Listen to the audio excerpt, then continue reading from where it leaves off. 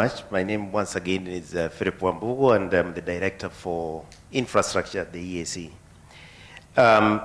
Chair, we have also held conferences at the regional level, investor conferences.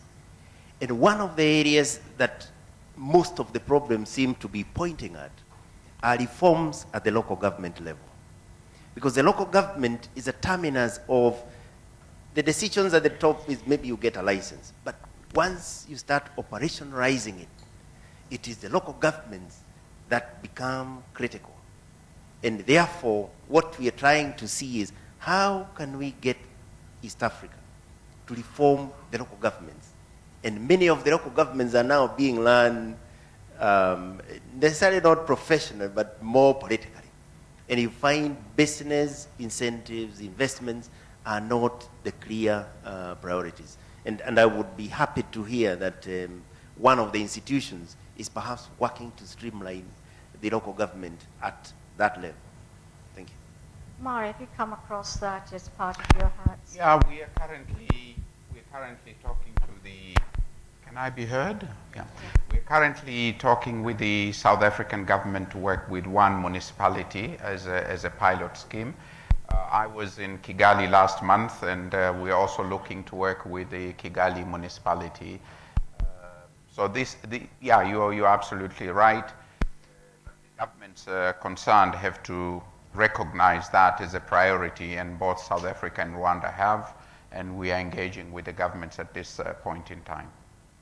Do you feel that the issue is not being recognized as an important and priority with the EAC countries like Kenya or Tanzania, for instance? Because your objective is to have a uniform legislation enforcement, and you're already starting on a not level playing field. Yeah, we're only one player.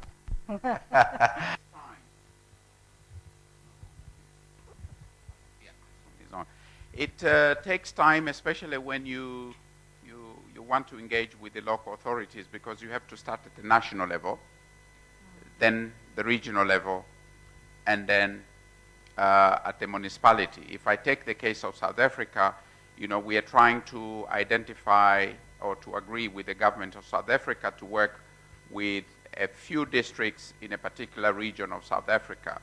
But there are many layers, and there are many districts. And then to come to agree with a particular municipality takes quite a long time. And in between, or as you're going through the process, elections take place at the national level, at the regional level, and at the district level. So you end up actually talking to different sets of people a year down the road. And that has been an issue in both Rwanda and South Africa.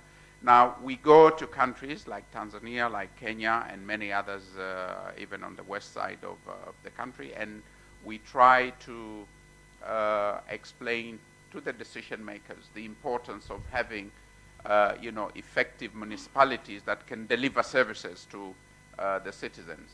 But it takes a while, and we are demand-driven. We respond to demands in countries that are willing to act on a particular issue. We don't impose on what needs to be done. I guess if we are successful in either or both the two countries I have mentioned, we may be able to take those models to other countries because they will see, the benefits. That's what happened with, for example, the judiciary. We started with one country, and now we are in 6. Revenue authorities, we started with 1 country, now we are working with 5 countries, and so on. Once they see the benefits, land registration, business registration, construction permits, these are, issues that are all over the continent. As I mentioned, crossing borders, Rwanda pays heavily to move a container across. If you take the route from Kigali to Mombasa, it is recognized that the cost of shipping that or transporting that container from Kigali to Mombasa is several times higher than moving that container from Mombasa to Hong Kong or Europe. So, you have to work with a willing government. We tried very hard to work with both Uganda and Kenya on that particular aspect, but we found a champion in Tanzania that was actually backed by the Prime Minister who was here this morning, and that's why we are now doing a pilot project for the route from Dar es Salaam to Rusumo. Yeah, by all means. It's also collapsed like the rest. Can I be heard with this? Or no. I think we need to be careful so that we don't attribute the wrong cause to the wrong result. Those who are saying that things are not moving as fast and as well as they should because the progress of reform at the local government level is not sufficient or satisfactory, telling us also at the same time that we need to make the assumption that reforms at the central government level are well advanced. I think this morning's conversations have actually told us that even at the central government level, there's still a lot of work to be done in terms of changing people's mindsets, those who make decisions, and in terms of getting them to focus on the right priorities. Now, in Tanzania, again, you need to be very specific. Tanzania is not the same as Kenya, it's not the same as Uganda, or even Rwanda for that matter. In Tanzania, I don't really believe that we have what you call local governments. Because the local governments in Tanzania are actually run by the Prime Minister's office, who's central man at the central government level. The most senior executive is a government appointee, is not an elected individual, or is not hired by the elected people at the local government level. Much as, because of now multi-party democracy, you'll find that local government work is characterized by diverse political views, but at the end of the day, when resources are being allocated to the local governments and are being shared or priorities are being decided, there is very much of an influence of the executive there. So I agree we need to work on reform at all levels, all the way down to village level, but there are certain things that we need to do now that don't really have to wait until we have that kind of perfect progression of reform at the local government level. And those are not being done. If you don't have power at the district level, stuff's not going to be done simply because there is no power. If you don't have inspectors going to schools to look at the quality of education that the kids are getting, to look at whether teachers are taking care of the kids, or whether the kids have what they need, it's not going to happen. We need to do that. So I would, for now, given the resource constraints, actually focus on what is it that we're doing at the central government level, and to what extent does our rhetoric about reform actually reflect reality on the ground? You know, instead of manufacturing an excuse for people to say, this is perfect. Local government, these are the obstacles to reform, the obstacles to progress, because those guys at the district level are not moving the way we are moving at the center. I don't think that there's a difference between the center and the local government when it comes to mindset, at least in this country. So it's a double problem. Yeah. You mentioned something about skills as well being a major issue. How critical is it for your business? It is critical. I mean, Tanzania is facing a major problem, if you ask me. We're having lots of difficulty hiring people. You have graduates who cannot properly read and write. That may sound like an exaggeration, but I wonder how they graduated. They cannot write a one-page letter in English, or even Swahili for that matter. So something went wrong somewhere, because this same country used to educate very well-educated people locally at local universities and schools.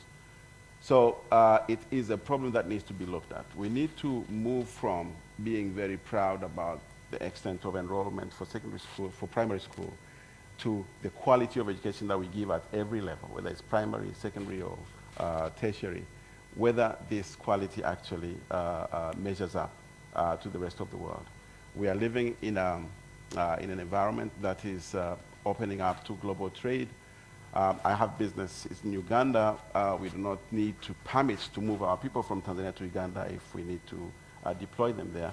It's almost impossible to get Kenyans to come and work here, or even Ugandans to work here, even in this kind of regionalized work environment. It's still very difficult. Again, the thinking is that we need to protect jobs for Tanzanians and My thinking is that this is actually the wrong approach. If people think that jobs are going to be protected for them by fiat or by government order, they are not going to make an effort to become competitive.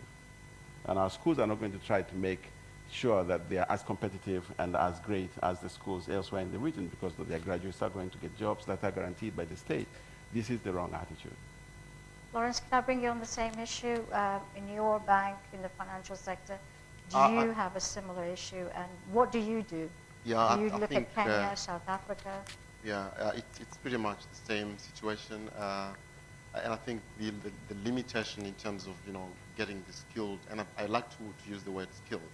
And I know how much education helps to get people skilled, and the protectionism that is being entertained in the country is going to help. At the moment, for example, much as we would like to really help our tertiary institutions to really come up with good graduates who could come through and operate in the industry. I think some of the initiatives that we do is to take those graduates and put them in programs. Case in point for NBC ADSA, for example, on an annual basis, we're putting 15 graduates in a program on a practical training in South Africa to try and expose them in the financial services sector. So much so that when they get back here, they could come and help transform the skills they've learned and pass on to the rest of the group. I think the one thing that the government could do well is to really facilitate a lot more movement of skills into the country, so that skills could be passed on. It takes at least 28 days to get a work permit if you're looking for a particular skill to come into the country. The question I'm asking, if it takes 14 days for the labor office and 14 days for the immigration to say yes or no, then we seriously need to look at the process. And I think that talks to the bureaucracy paralysis that Ali talked about earlier on. And I think these are some of the things that we need to look at in terms of addressing the school gaps that we're facing in the country. Stavros, do you find this a similar issue with your business doing in the region, even in Tanzania, but wider region? Sorry, hopefully this is working.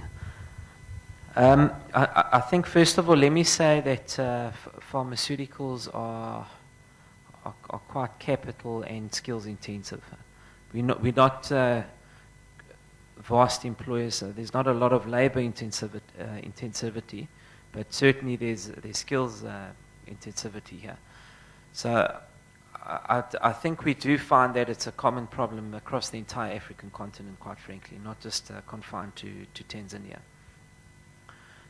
I think part of what I was alluding to earlier around establishing manufacturing bases, and I'm sorry to keep coming back to this issue, but if you look at successful economies around the world, they started concurrently developing manufacturing bases together with skills bases, because you can't really do the one without the other.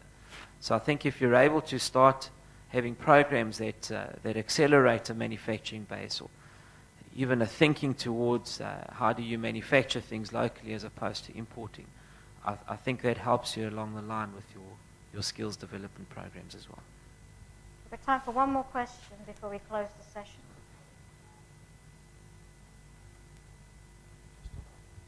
Good afternoon. My name is Raja. I'm the Chief Operating Officer of Chemi and Cotex. We are one of the large manufacturing organizations in Tanzania. We're in the sphere of fast-moving consumer goods. Our own experience of manufacturing, I agree with what you had mentioned, that manufacturing is very important. It has a huge value and so on and so forth. In Tanzania, manufacturing organizations like ours are invariably structured, corporatized, very visible. When we talk of competition, imported products or whatever it is, it's invariably informal, invisible. The point I'm trying to make is that when we talk of the regulatory agencies and the regulations, yes, there are a lot of them. We don't have a complaint against them. Tanzania Food and Drugs, your taxation, VAT, income tax, bureau standards, everything. We comply with all of them. Unfortunately, it does not apply to the imported products which are not visible. The other big problem we have is, again, but mind you, they may be invisible, but the goods are coming through the port, through customs. It's not that nobody knows who they are. B, counterfeit products. In fact, we have one of our products which is very popular, a toothbrush. And I can say this, that of the total sales of our toothbrush in Tanzania, our own market share is probably about 60%. 40% is counterfeit imported. The point I'm trying to mention is that, yes, manufacturing here does have a reason to feel kind of shortchanged. We're not seeking protection. We are asking for a level playing field.